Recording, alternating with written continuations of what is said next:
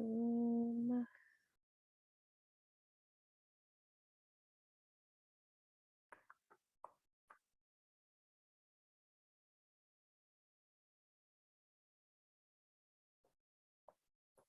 all right, so we'll jump right into this, talking about calories. All right, so welcome guys. This is the calorie trap training. We'll keep this short and sweet. And hopefully you guys learn a few things about calories. I feel like there's so many misconceptions. The diet and even the fitness industry plays into this hard and creates a bunch of bullshit for us to like try to sift through and make sense of. And it creates a lot of frustration. And so I call this the calorie trap because you're like constantly like, how many calories do I eat and how many do I burn? And like, you're just like stuck in this hamster wheel of worrying about, or like wondering like all these numbers, and it can be so much simpler than that. So let's jump right into this. So this training is created to end the brainwashing and the idea that calories are bad, or they're demonized, or they're the enemy. And so we've all been fed a bunch of lies when it comes to this. And we've been trained to check labels and check, looking for low calorie and no calorie and 1,200 calories. And like I said, the diet industry has done a great job of demonizing calories. You'll notice now that we're talking about this, that they do this with everything.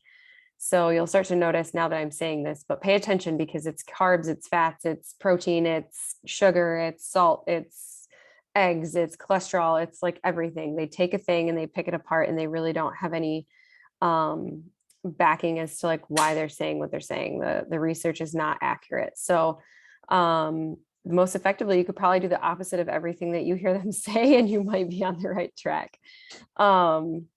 And as we've talked about a lot, this information is really hard to find. They hide it. They do a good job of that and keeping people fat and sick and stuck and feeling very defeated. And it is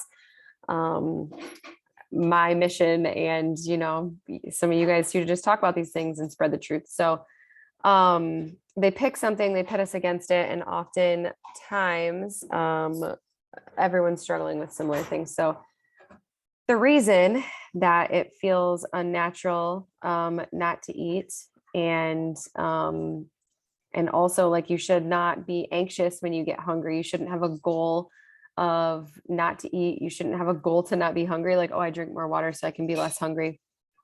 You shouldn't be trying to eat low calorie foods or avoid food. You should also, and you'll also often see like health food. So it'll be like diet foods or health food. It'll be like, oh, low calorie or 100-calorie packs. And like, if you flip that thing and look at the label, the ingredients, it's like full of shit, right? So like, yeah, it's only got 100 calories. So everyone's like, oh, this must be healthy because low calories are healthy for me. But then the back of that has like a bunch of shit in it that wreaks havoc on your metabolism. And it's like, okay, well, they're literally just feeding people a bunch of lies. So the reason that it feels unnatural to avoid food, and we're having to like force ourselves to eat less and feel like we need to, willpower our way to our goals, is because calories are just energy, and your body is craving energy. It needs energy to survive. And so you're literally working against your survival mechanisms inside your body and your instincts when you're trying to restrict calories. And everyone has a different restriction threshold. And so like people will hit different points where they're trying to like eat less food, starve themselves, whatever, diet, whatever it looks like for each individual person. But it's like you hit this threshold of restriction, and then you're like, fuck it, I can't do this anymore. And then it's off the bandwagon we go. So the reason all that feels so unnatural is because calories truly are energy, and you need them to survive. And so of course it would feel unnatural to eat less of them. And of course it would take a ton of willpower to do that. So then when we suck and we go down this spiral and this rabbit hole, or like we can't figure it out, or we feel like we're not motivated or disciplined or whatever, and then this ends in people creating a relationship with food, and having also like not a great relationship with themselves because they're having trouble accomplishing a goal that's really something that they want. So this is common, which means it happens often, and I see it a lot, but it's not normal. Like life shouldn't be this way. And so it can also cause people to just not care about food or diets. It causes people not to create goals because it's not fun to just continue to fail at something. Some people just continue to work out and can't achieve their goals, but they're like, whatever, I'm still going to work out. Other people try to outwork their diet. And they've tried like Weight Watchers and other things to address like their body weight goals, but never really understood the truth underneath all of this. And that sucks. Like that really freaking sucks. And I was there. I know what that feels like. And that's why we're here. So here's the truth. So calories provide you energy. The purpose of food is truly to create health and provide energy. And so there are foods that are more beneficial to your metabolism and are pro-metabolic and really drive health within the body. There are foods that are very nutritious, great for your health. There are foods that are kind of mediocre. And then there are foods that are just really not good for you at all.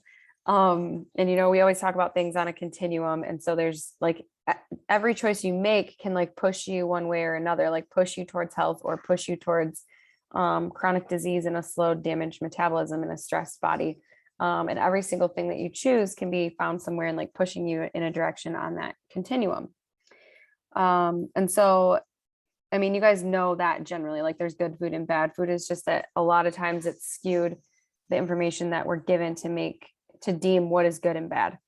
And I hate labeling food, but that's, I mean, essentially like there are things that are really detrimental to your health. So, anyways, the point of calories is not to try to burn them off. Like the point of eating them is not to then burn them.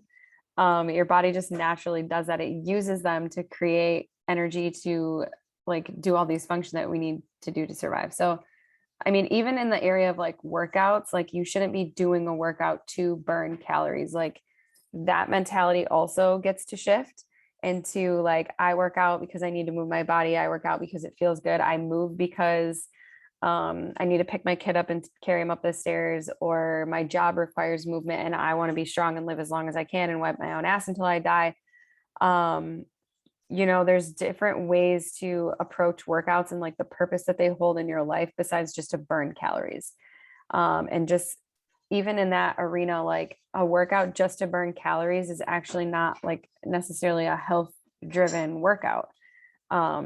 Resistance training and maintaining and building a little bit of lean muscle mass is super important when it comes to a healthy metabolism and also just like longevity. So cardio is actually the least effective way to burn calories.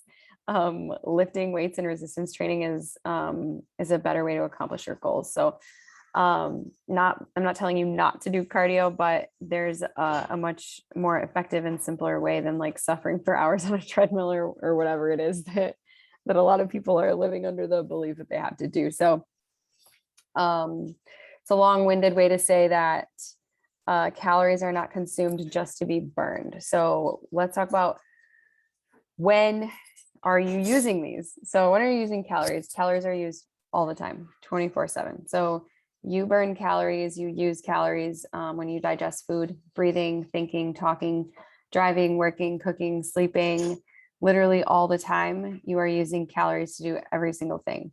Put on your makeup, do your hair, take a shower, like every single thing you do, you're using energy to do the things.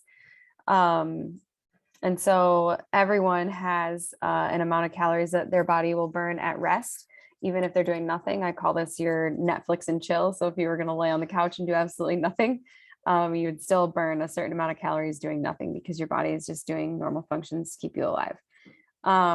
So how your body uses calories matters, and it can become more efficient at using calories over time. And producing energy will become more efficient at producing energy. And that is where like the amount of calories that you're eating and the type of calories that you're eating both come into play. They're equally as important. You can't do one without the other. You can't play like to one dimension of this game. It's got to be both. I speak from experience on that as well, where I've done this every single way possible that you could ever imagine, and I've made all the mistakes, and it's why I'm here to make sure that your window of learning and implementing all of these things is shortened, because mine's too long to count. 15 years or something that this has been an ongoing thing. Um, so your body uses calories all the time. Your cells are happier when there are certain foods and nutrients coming in and coming in consistently. And then cells will work amazing. And you'll notice this in the form of biofeedback through your body. So you'll start to pay attention and notice like your sleep should improve, your energy will improve, your mood, your immune system function, your bathroom trips, like everything gets better when these things are dialed in. So how many calories you eat matters, because one of the things that slows down metabolism, like we're always taught less food is more, right? Less is more. Like don't eat as much food because it'll be better for you to lose weight. And if you lose weight, you're automatically healthy. And that's just kind of a like really jacked up train of thought. So, I mean, it's not completely jacked up, but there's a lot of holes in that theory. So